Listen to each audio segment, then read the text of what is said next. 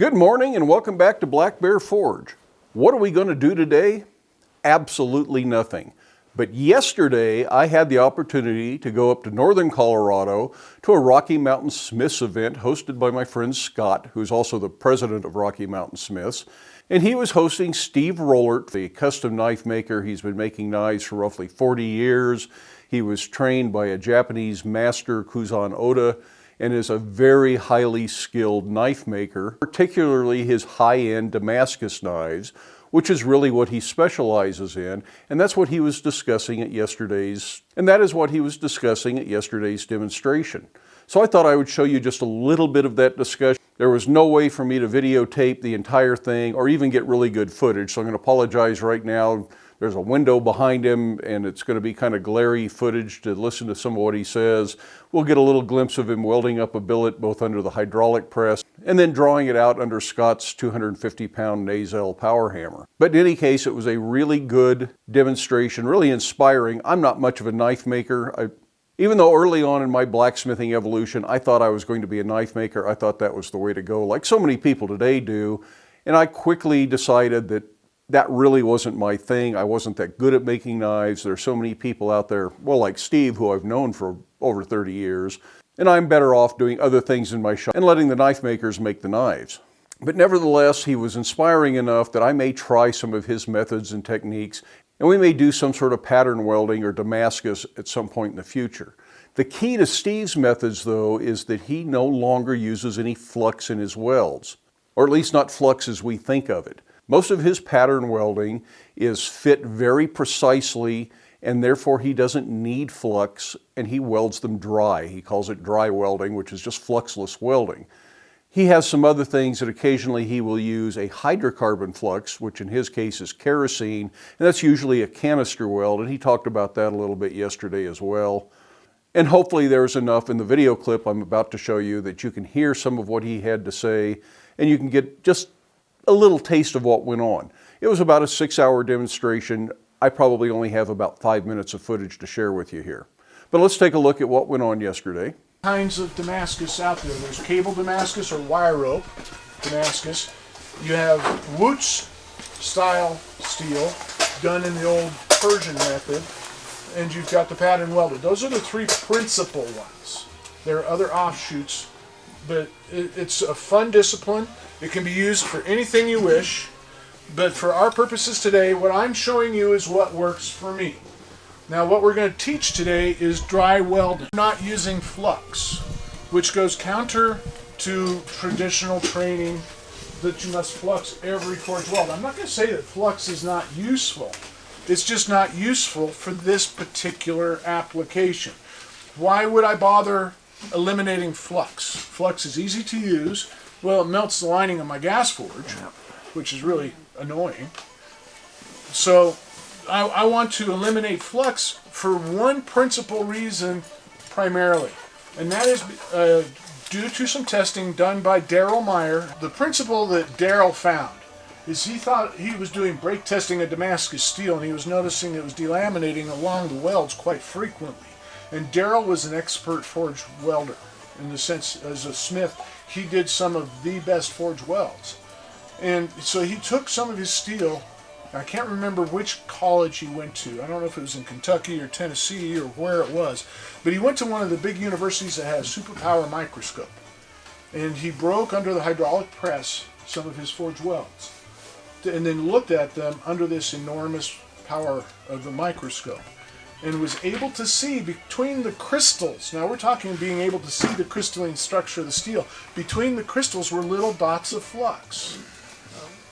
Now, properly prepared welds, you don't trap much flux. He started thinking about this, and the way he explained it to me, he said, Steve, if you think about two plates of metal laid together with like a screen from a screen door or a screen on a window, between the layers, and everywhere those wires contact, it forge welds it perfectly. But everywhere there's a little open spot, that's where that dot of flux is. So when you get steel to flex or torch, do a torsion thing, it's going to take the path of least resistance. The old saying, the weak link in the chain. Okay?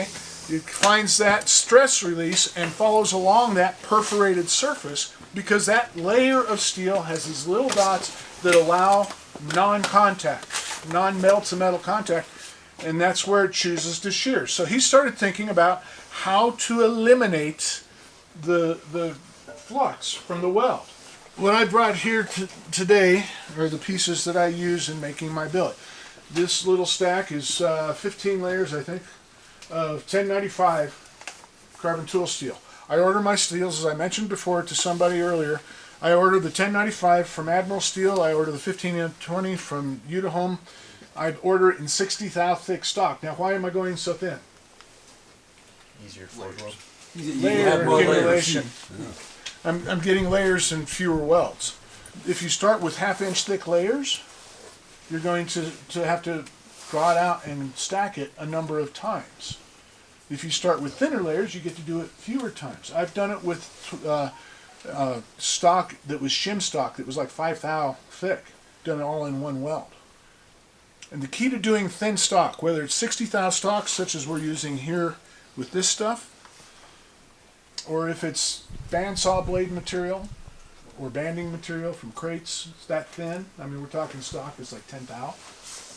Those outer layers, when you stack them up and start heating this in any form of heat, I don't care if it's induction, I don't care if it's the forge, the outer layers are going to grab the heat first. And what does the metal do when it gets hot? It expands. As it expands, if we're captured on the ends with a weld, it starts to spread and open up. The only reason I know that is because I watched it happen, and it's like, that sucks. It makes it easy to put flux in if you're going to flux it, but I'm teaching you dry welding, so that's kind of counter helpful, not helpful at all. So what I found is to do the thin stock like this, you have to put a pressure plate on. Okay, so we've got this billet will be this tall. These are the two metals that are going together.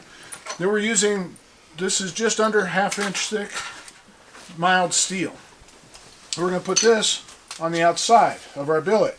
In between those plates, we're going to put a piece of stainless tool wrap that's been used in heat treating, and it's got oxide on the surface. That oxide is going to keep our pressure plate from fusing to our billet. Now, some folks will use whiteout, and I've been told it works beautifully. I just didn't have whiteout. And, you know, a couple of my buddies buy it from like Office Depot or someplace in a big jug. Someone must make a lot of mistakes to need whiteout in a jug. But they paint it on the surface, and that has kept their pressure plates from bonding. Since I teach stock removal heat treating and knife making as well as blade forging, I use tool wrap quite frequently, and this is just a recycled product for me. It gets used between my layers to keep the pressure plates from bonding to the billet. The pressure plates prevent the layers from expanding out. And what we'll do here in a minute is we'll stack this billet, and then I'm going to have Scott run a weld about a 1/4 inch in from the edge, two beads down the ends. None in the center. I don't need anything in the center on a 4-inch long billet. If I go out beyond 6 inches, then I'll put one bead down the center, and I'm running my MIG just a little bit on the cool side so it doesn't penetrate deep into the billet. And then after setting the weld, I grind that weld off. The arc weld. I grind the arc weld away. And then you pull your 3/8 inch plates? The pressure plates will come off during forge welding typically. Oh, okay. Yeah, typically they'll come off during Just fall apart. Yeah, the outer layers expand more rapidly and the welds break. If they don't, you can just chisel them. Okay, so I've got my 2 layers just wrapped with some of this blue tape. Don't worry about the oils on the steel. They don't care. If you have grits that's stuck to your steel or cat fur. Okay, so I'm going to alternate my layers, and I just do it in my hand. Does it cause a problem if you accidentally stick a couple of Nope. 2 same Nope. types of steel? And then frequently I'll do that in the explosion. I do that on purpose, just a thicker color. Gives a brighter layer or darker layer, depending on which steel you're using. Even writing like this, one of these has math equations on it. That magic marker is not going to bother anything. Okay, so now I've got my stack. This is typically where I drop it, and it looks like chicken on card pickup. So I've got it alternated between the 15N20 and 1095 layers. I'm going to use one of these pieces We don't want to scrape too much of the oxides off. We want the oxide on as best we can just to keep it from sticking to the billet. So in this case, I'm going to just I'll just go ahead and sand this up right here. There we go. Tell you what, see if you can curl that around that block just a little tiny bit. Watch the edge, it's sharp. Yeah, like they're a sharp razor. as razors. That is one drawback to the stainless foil. The edges are sharp like a little razor blade. Thank you, sir. You're a gentleman and a scholar. There you go. Here, do this one. Now, the foil is only going to be used the one time. The pressure plates are only going to be used one time. The pressure plates are considered consumables. They do come off. You can forge other stuff out of them. I made some little hand towel racks and stuff. Because I produce so many pounds of this stuff. I go through a 12-foot length of this 1/2 by 2 or 1/2 by 1.5 inch mild in the course of a class for students, and it just got oppressive, so I just quit trying to fix it. Okay, so I'm going to clamp this up. Since you're sitting there, I'll let you just run the clamps. We're going to put one clamp in the middle. All right. Now we're going to put one at each end, basically. And then we're going to pound the snot out of this billet. And then I got lazy, and I mentioned earlier on lazy. Go.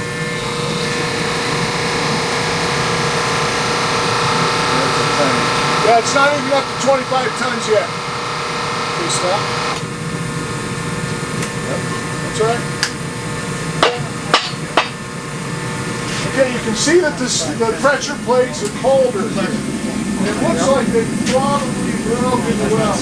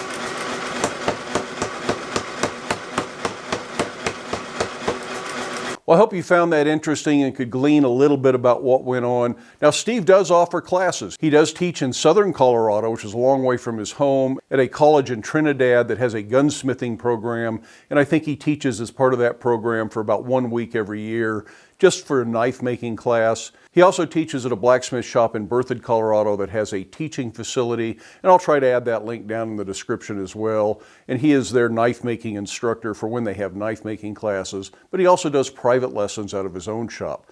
So if you're in the area and you're really thinking about learning a lot about how to do high-end knives, it might be worth getting a hold of Steve and finding out when he's teaching and where he's teaching. Another thing Steve had with him was a gas forge, and you may have seen a little bit of that in the video. And this gas forge is a very simple, very basic tube forge with a blown burner. So it's got an electric blower on it, and it uses low pressure propane. It's a quick, easy forge to build. And I also noticed that not only was it quieter, which I pretty well knew it would be, but it also had a very short flame front or dragon's breath, much different than the forge I'm using that is really brutal to be around. So I may build a forge similar to that at some time here in the near future just to try it out. It seems simple enough and straightforward enough.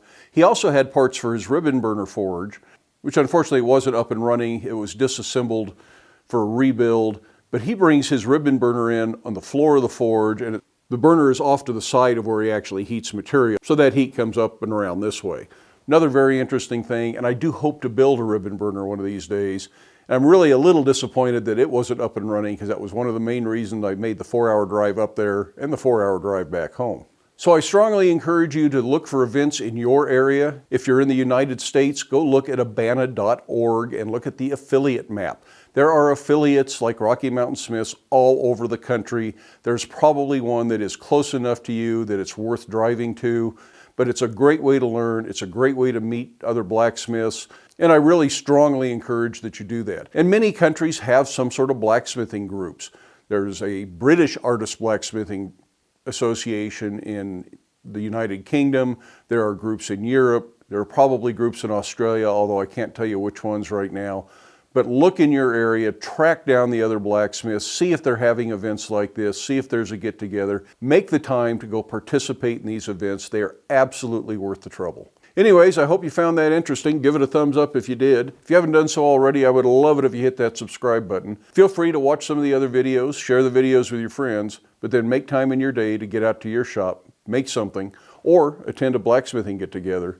But do it safely, wear your safety glasses. We'll see you for the next one.